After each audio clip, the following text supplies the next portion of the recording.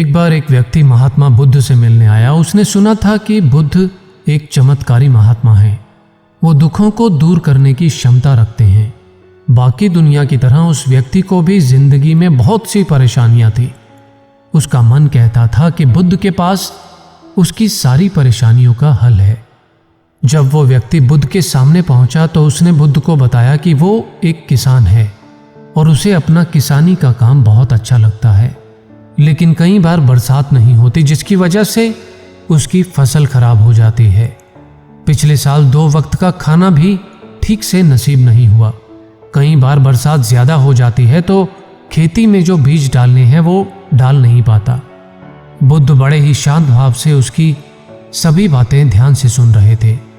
उस व्यक्ति ने कहा कि मैं शादीशुदा हूं, मेरी पत्नी बहुत अच्छी है, मैं उससे प्यार भी करता हूं, लेकिन कई बार वो भी मुझे ताने मारती है और उसकी बातें सुनकर मैं भी परेशान हो जाता हूं और कई बार उस पर गुस्सा भी हो जाता हूं।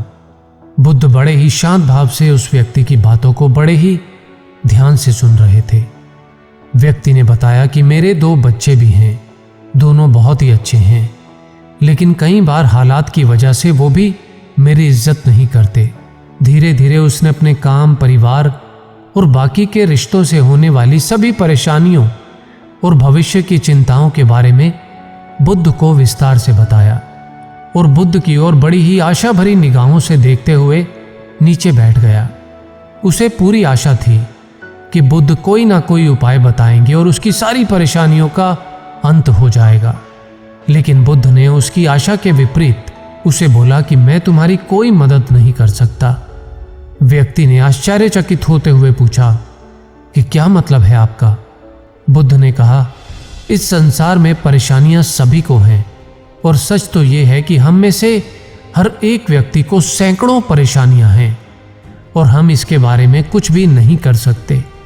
और अगर तुम इनमें से किसी एक परेशानी के लिए कड़ी मेहनत करते भी हो हो सकता है कि तुम्हारी वो परेशानी तो दूर हो जाए, लेकिन तुरंत कोई अन्य परेशानी उसकी जगह तुम्हारे सामने खड़ी पाओगे। बुद्ध ने कहा, एक ना एक दिन तुम अपने प्यार को खो दोगे और एक ना एक दिन तुम्हारी भी मौत निश्चित है और यह भी एक समस्या है।